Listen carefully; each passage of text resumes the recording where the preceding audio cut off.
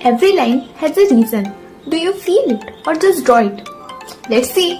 दोस्तों पहला पॉइंट है ऑब्जर्वेशन एंड अंडरस्टैंडिंग। दोस्तों जब भी आप किसी चीज को सेटअप करो उसे ड्रॉ करने के लिए तो सबसे पहले उसे ऑब्जर्व करो। ये भी ऑब्जर्व करो कि आप ऑब्जर्व क्या कर रहे हो। क्या सिर्फ आप ये देख रहे हो कि सामने क्या रखा हुआ है, या ये भी देख रहे हो कि उसकी फॉर्म कैसी है, उसकी लाइट्स, एंगल्स, लाइंस, प्रोपोर्शंस वो कैसी है, कहाँ से लाइट सोर्स है, कहाँ पे शैडो क्रिएट हो रही है। ये सारी चीजें क्या आप देख रहे हो, क्या आप ऑब्जर्व कर रहे हो। ये सारी चीजों को भी ऑब्जर्व करो कि आप ऑब्जर्व क्या कर रहे हो, ताकि आप जब ड्रॉ करो तो आप उसको हूबहू बनाने के पीछे मत भागो और उसके जो पीछे की एसेंस है उसको ग्रैब करने की कोशिश करो, जो कि आपके ड्राइंग को बाकियों के ड्राइंग से बहुत ज्यादा अलग बना देगा।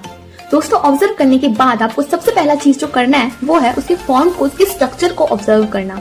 सारी चीजें यहाँ पे ऑब्जर्वेशन का ही है। चाहे आप वो चीजों को ऑब्जर्व करो या फिर क्या बना रहे हो वो ऑब्जर्व करो, या क्या ऑब्जर्व कर रहे हो उसे ऑब्जर्व करो। तो सेकंड चीज जो करनी है आपको उसके फॉर्म को, उसके स्ट्रक्चर को समझना है, उसको स्ट्रेट लाइंस में कन्वर्ट करना है। और इस बात को समझिएगा कि हम स्ट्रेट लाइंस में ही हमेशा कन्वर्ट क्यों करते हैं, क्योंकि स्ट्रेट लाइंस कर्व्स लाइन से बहुत ज्यादा इजी होती है। अगर यहाँ पे एक स्क्वायर हो तो वो आपको देखने में बहुत ज्यादा इजी लगेगा उससे अगर यहाँ पे एक सर्कल हो। तो स्ट्रेट लाइंस हमेशा ही जज करना बहुत ज्यादा आसान होता है और इसी वजह से हम सारी चीजों को पहले स्ट्रेट लाइंस में कन्वर्ट करते हुए देन कर्व्स ऐड करते हैं, ताकि जो प्लेसमेंट्स है उसको हम पहले सही से कर दे कि नाक, कान, मुंह, आंख, ये सारी चीजें कहाँ प्लेस होगी। अगर हमने उनकी प्लेसमेंट कर दी सही जगह पे तो उस पर डिटेल्स ऐड करना कोई बड़ी बात नहीं है। बट अगर हम डिटेल्स ही ऐड करते चले गए और वो सारी चीजें अपनी अपनी जगह पे ही नहीं हुई तो काहे की डिटेल्स। दोस्तों एक चीज आपने नोटिस करा होगा मास्टर के वर्क्स में कि जब वो ड्रॉ करते हैं तो सारी चीजों का जो लाइन है उसकी क्वालिटी डिफरेंट होती है। कहीं पे लाइन थोड़ी मोटी होती है, कहीं पे लाइन थोड़ी पतली होती है, कहीं पे लाइन थोड़ी बोल्ड होती है, कहीं पे लाइन थोड़ी सी सॉफ्ट होती है, कहीं पे हार्ड होती है, कहीं पे रफ होती है, कहीं पे डिटेल्ड होती है। क्यों होती है? क्योंकि सारी चीजों का जो मटेरियल है उसकी जो क्वालिटी है वो अलग होती है। अगर आप एक फ्लावर को बना रहे हो और वो अगर एक रियल फ्लावर है तो उसमें जितनी सॉफ्टनेस होगी उतनी सॉफ्टनेस उस फ्लावर में नहीं होगी जो कि एक लकड़ी से या फिर एक पत्थर में खुदाई करके बनाई गई है, क्योंकि उसकी जो मटेरियल है वो अपने आप में हार्ड है।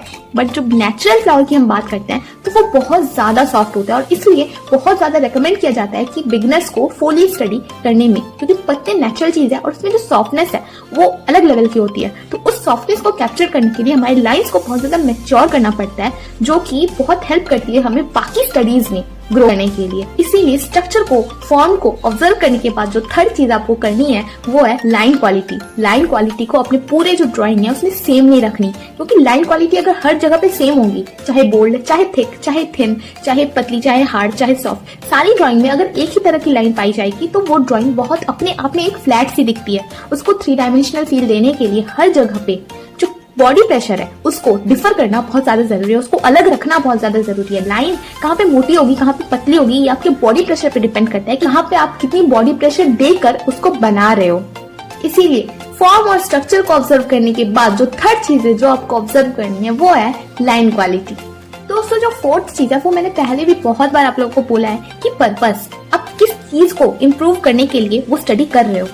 आप उसमें क्या वैल्यू स्टडी करना चाहते हो, वहाँ पे आप लाइन करना चाहते हो, क्या स्टडी करना चाहते हो। अगर आप एक कंप्लीट स्टडी करना चाहते हो तो वहाँ पे ये सारी चीजें आती है। बट जब आपको स्केच कर रहे हो तो उसके पीछे ये इंटेंशन होना बहुत ज्यादा जरूरी है कि आप किस चीज को पर्टिकुलरली स्टडी करना चाहते हो और क्यों स्टडी करना चाहते हो। आपकी वैल्यूज में गड़बड़ आ रही है जिसकी वजह से आपकी ड्राइंग जो है वो 3 डायमेंशनल नहीं दिख पा रही है, फिर रियल नहीं दिख पा रही है, इसी वजह से आप वैल्यू स्टडी करना चाहते हो। ये जो इंटेंशन है वो क्लियर होना चाहिए कि मैं इस ड्राइंग से, इस स्केच से, पर्टिकुलरली इस स्केच से क्या सीखना चाहती हूँ, ताकि उस स्केच के खत्म होते ही आप खुद से ये सवाल कर सको कि क्या जो इंटेंशन मेरा था वो फुलफिल हुआ।